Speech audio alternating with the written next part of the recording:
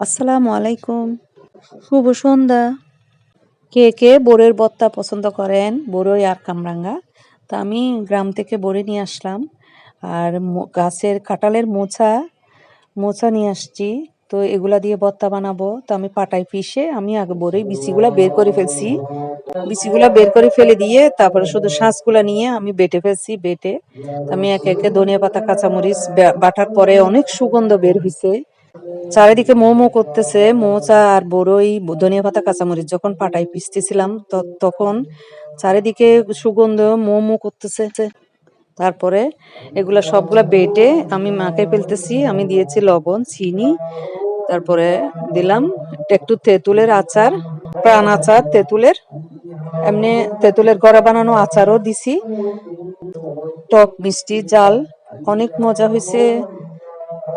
তো বড়ির দিনে মোচ আর ভর্তা খাবো না, এটা কি হয়? অবশ্যই সবাই পছন্দ করে। আমার বাবারা, মা, দাদু এগুলা মিঠাই দিয়ে খাইতো ওরা। খেজুরের গুড় দিয়ে খাইতো অনেক মজা করে, দেখতাম ছোটবেলায়।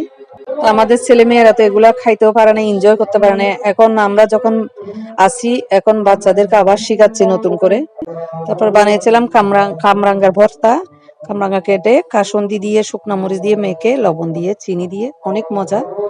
তা আপনারাও ট্রাই করবেন এভাবে, বাচ্চাদেরকে একটু শেখানোর জন্য। ওরা জানে না এভাবে যে ভর্তা খাইতে হয়। আমরা ছোটবেলায় মা বাবারা অনেক রকমের খাওয়াইছে। এই ভর্তাটা আমার দাদু অনেক পছন্দ করতো। তো এই পর্যন্ত।